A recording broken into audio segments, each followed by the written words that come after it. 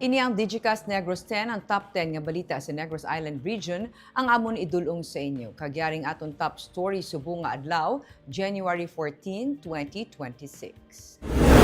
FIVOX nagapaandam sa posibleng nga pag-alboroto sa bulkan Kanlaon bangod sa sunod-sunod nga mga pagtay o kainisang aga.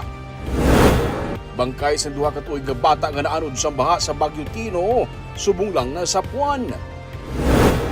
May mga probinsya na nga napaydalom sa Tropical Cyclone Wind Signal number 1 bangod sang Bagyo Ada. Tatlo ka mga kabatan sa motorsiklo sa Bacolod City, arestado. Kag, sa Good Vibes, blessing sa Antonio Fortich Hall, ginpatigayon, kinatanan sa Digicast Negros X.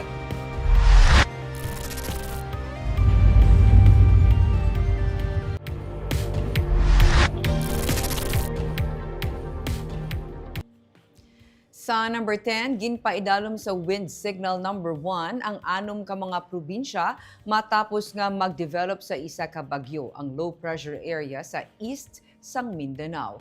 Ang ini nga mga probinsya among Northern Samar, Eastern Samar, Dinagat Islands, Surigao del Norte, Surigao del Sur. As of 4 p.m., ang Bagyo Ada ang yara sa 545 kilometers east sang hinatuan Surigao del Sur nga may kabaskugon nga 45 kilometers per hour kag pagmadlos nga 55 kilometers per hour. Ang Bagyo Ada ang ginapaabot nga makalabot sa tropical storm category kag ginalantaw nga signal number 2 ang pinakamataas sini nga tropical cyclone wind signal warning nga madala. Malandfall ini sa Samar sa Biyernes o kun kaagahon sang Sabado kag mapalapit naman ini o kun malandfall sa Catanduanes sa Sabado o kun Domingo. Ginapaandaman ang tanan batok sa posibilidad sang baha o kun landslide.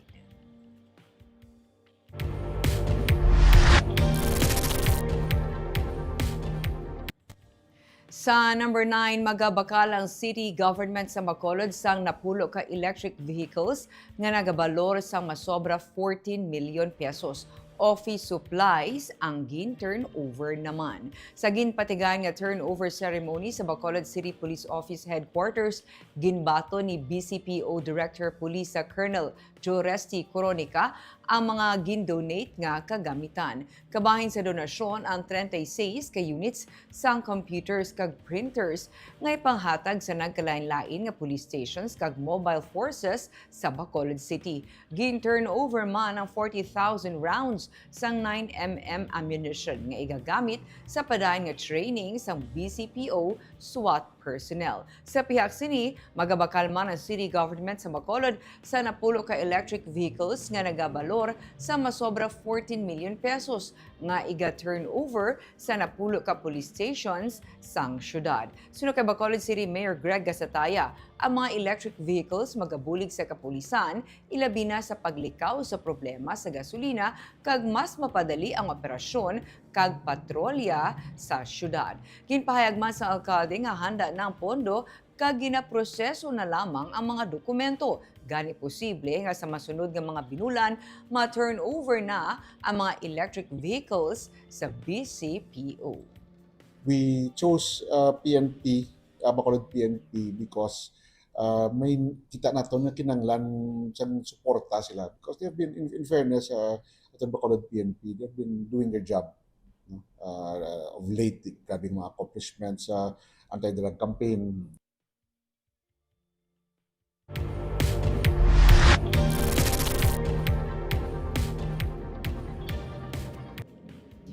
Sa number 8, may pagsaka sa kaso sang pneumonia sa Negros Occidental. Provincial Health Office ang padayon nga nagapahanumdum sa publiko nga pabakuron ang immune system, labi na sa panyempo karon. Suno kay Dr. Girly Pinonggan, ang Provincial Health Officer sa Negros Occidental, wala labot sang flu, ilangan namutikan ang pagsaka sang kaso sang pneumonia. Pero ini sila ang nadapatan na sang bulong kag nahatagan sa nagakaigo nga medikal nga pagtatap. Uso sa karon ang pag-ubo, pagsipon kag trangkaso dalaman sa mabugnaw kag kasumuman gilayon nga pagkambyo naman sa mainit nga panahon. Ang nutritional status ng isa ka persona isa man sa mga factors nga nagaapekto kasubong ang ilang nga exposure. Wala pa man ang probinsya suno sa iya sang may na-record nga kaso sang superflu. Abiso niya sa publiko nga maghalong sa tanan nga tion. Kung nagamasakit o kung nagalain ang pamatsyag, maggamit sang mask para makalikaw man manglaton sa iban. Mas maayo man nga magpakonsulta sa doktor kag hindi mag-self-medicate. Pero ara man gid ang flu. So aside from flu may mga pneumonia man kita mga cases na respiratory cases man ang damo kasubong sa ato ng mga facilities. So they are well taken care of kag well managed man ato mga pasyente. So far wala pa mangita problema kay kung kinahanglan admission ara man sila sa ospital, gina-refer man sila sa ospital.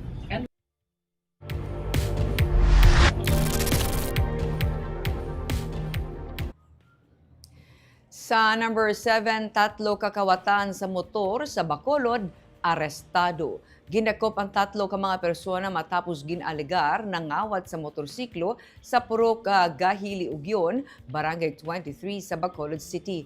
Ginkilala ang mga gindakop nga Sanday alias Edmar, 19 anyos, alias Ronel, 25 anyos, kag alias Ray, 22 anyos.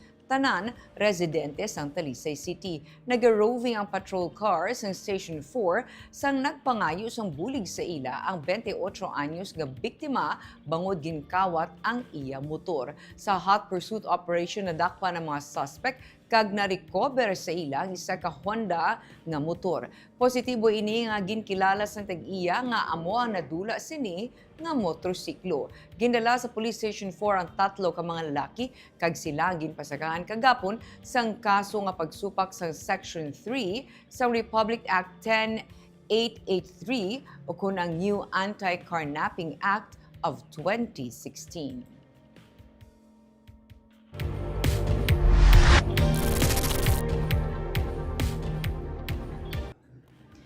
Sa number 6, 33 anyos patay matapos mabungguan sang motor. Dead on arrival sa Valladolid District Hospital ang 73 anyos nga mangunguma matapos nabungguan sa motorsiklo sa Purok Ikalina, Barangay Gintuliran sa Banwa sang Valladolid, Martes ang gabi.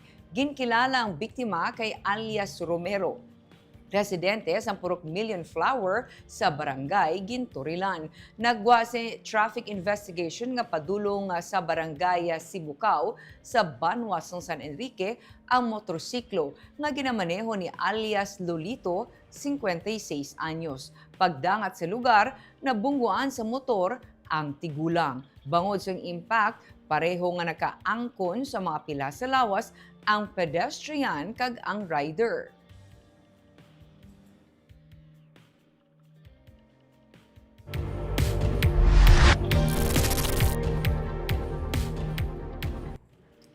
Sa number 5, bangkay sa duha ka tuig nga bata nga naanod sa baha sa pag-igo sa Bagyo Tino na Sapuan.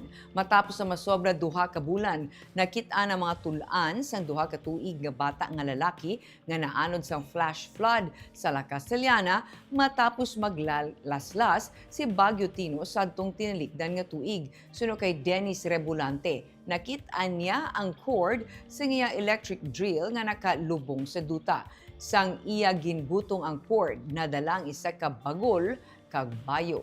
Si alias Rich, duha ka tuig, residente sa Hacienda Taborda sa Barangay Robles sa La Castellana. Positibo nga ginkilala sang iya himata ang biktima pagi sa purple sando shirt. Ini ang bayo sang bata sang siya ang naanod sang baha sadtong naglaslas si Bagyo Tino mga alas 7 sang aga sadtong Nobyembre 4, 2025.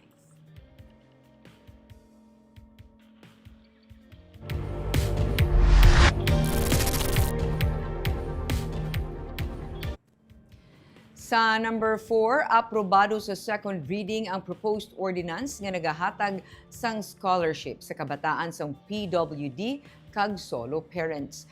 Ang ordinansa nga gin-author ni Counselor Attorney Cesar Distrito kag co-authored nanday Counselor Celia Flor kag Counselor Dindo Ramos nagatuyo nga mapasangkad ang access sa dekalidad nga edukasyon pagi sa financial assistance para sa tuition, libro, transportasyon kag iban pa nga school-related expenses. Qualified nga aplikante ang mga PWDs kag ila kabataan nga residente sang Bacolod kag hindi magdubo sa 5 ka tuig kag ang sa solo parents may bata nga unemployed o kun minimum wage earner nga may annual income nga mas tubo sa 180,000 pesos. Kinahanglan nga enrolled sa duly recognized secondary, tertiary o vocational technical school kag may general average nga at least 80%. Ang application ay submit sa Public Employment and Services Office o PESO kag pagahimuon ang evaluation kag screening upod ang DSSD, City Budget Office, PDAO, kag representatives ang recognized PWD kag solo parent organizations. Ang mga qualified scholars iga-endorso sa City Mayor para sa final nga approval. Suno kay Councilor Distrito, ang mga detalye sa financial assistance magadepende sa lokasyon nga ipagwa sang alkalde. Ang ordinansa ginapaabot nga maaprubahan sa third and final reading sa City Council.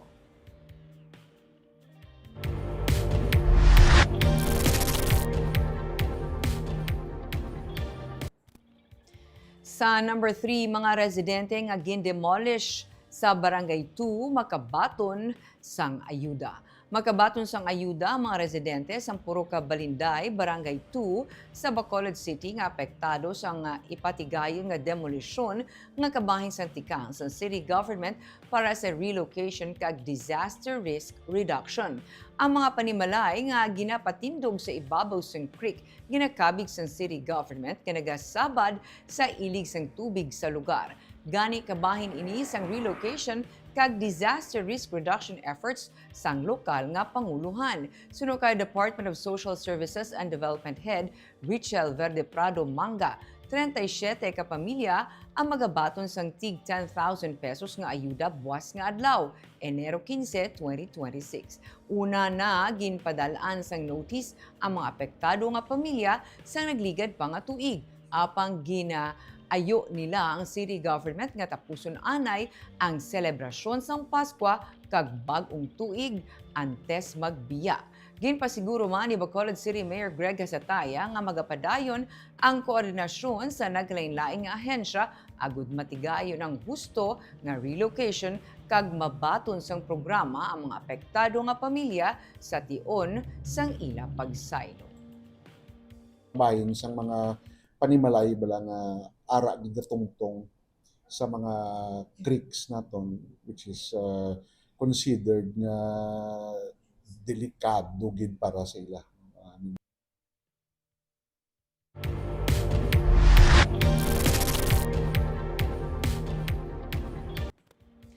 Sa number 2, Estonian vlogger sa Dumaguete nga ginreklamo bangod sang pagkuha sang video sang kabataan, gindeklarar nga persona non grata. Nagpatigayon sang search, seize, and examine computer data evidence operation ang mga personnel sang PNP Anti-Cybercrime Group sa Negros Oriental sa balay sang isa ka Estonian national nga vlogger sa Barangay Cantile, Dumaguete City, Sabado. Ini matapos ginreklamo sa isa ka babayi sa nga pagsupak sa Republic Act 9995 o kunang Anti-Photo and Video Voyeurism Act. Ginpangkumpiskar ang iyang laptop, cellphones, GoPro cameras, kag iban pagid nga mga gadgets nga ginagamit sa pag-shoot kag edit sang iya content. May mga individual kag grupo nga nagareklamo batok sa vlogger kay ginaalegar nga pang-abuso na sa mga menor de edad ang iya ginahimo. Ginapangkuhaan niya man sang video ang iban nga mga babae nga wala sang pahanugot o kung wala siya makalisensya sa ginikanan sang kabataan. Ginapang komentaran pa sini nga daw mga amo ang hitsura sa mga lalaki nga iya malabyan. Ginpanginwala ini sa Estonian National. Suno kay Dumaguete City Councilor Renz Masyon, gindeklarar na siya sang City Council sang Dumaguete bilang persona non grata.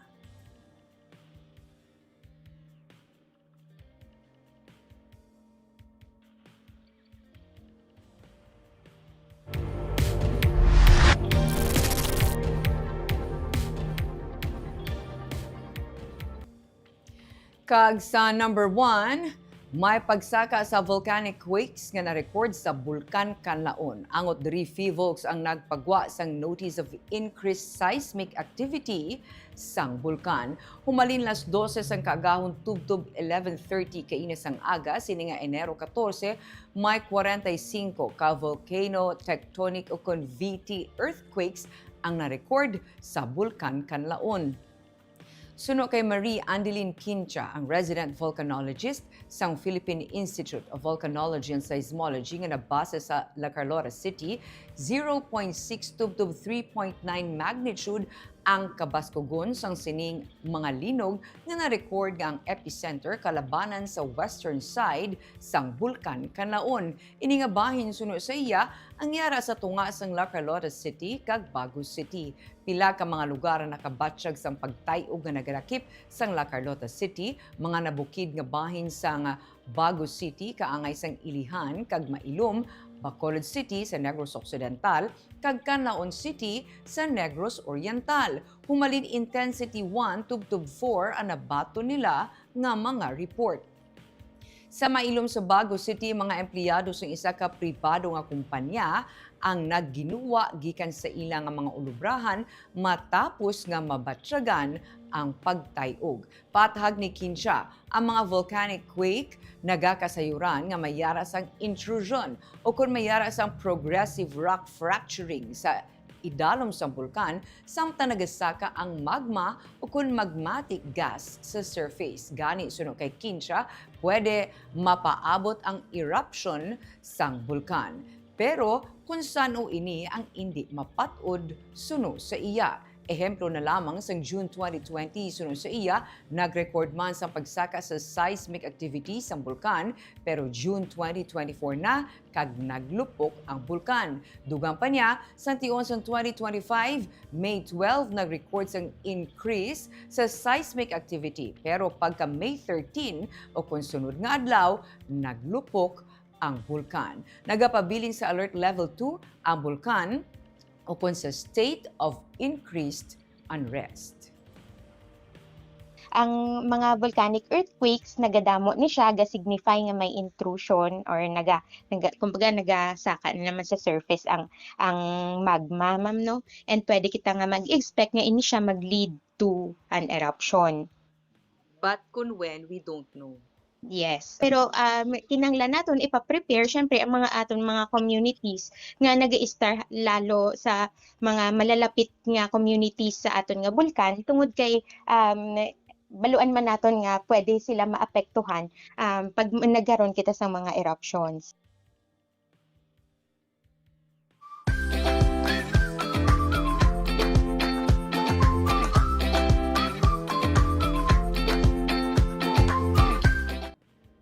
Kag sa Good Vibes Blessings ang Fortich Hall, kasubong man ang launching sang duha ka mga libro nga nagapatpat sang kabuhi kag legacy ni Anay Bishop Antonio Y. Fortich ang ginpatigayon kahapon.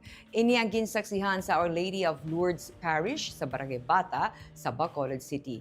Ginsiling ni Father Aniceto Mau Buenafe, ang parish priest kahapon, Enero 13, gina-commemorate sa mga adlaw ang appointment ni Fortich bilang ikatlong obispo sa Diocese of Bacolod sang tuig 1967. Para kay Buenafe, isa kadako nga higayon ang among ation para sa mga taga Negros Occidental. Bangod ang ginakabig champion of the poor ang nanging simbolo sa paglaom para sa tanan.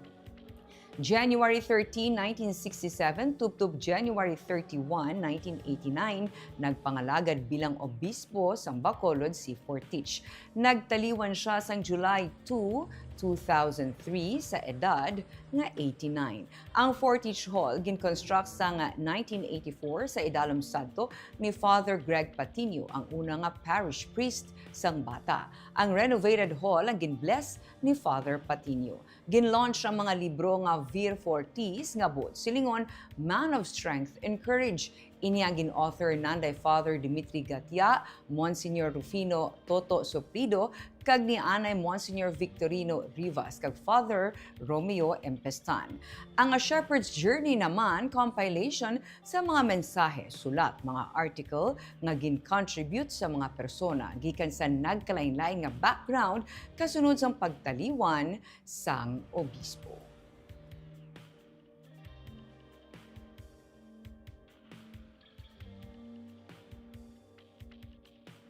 The relaunching of these books reminds us that Bishop Fortich's legacy is not confined to history. Vir Fortis and A Shepherd's Journey speak powerfully to our present moment, calling us to a church that walks with suffering communities, speaks truth to power, defends human dignity, and refuses to remain silent in the face of injustice. I thank Father Agacha and Monsignor Suplido, the surviving authors, for ensuring that this prophetic witness continues to guide new generations.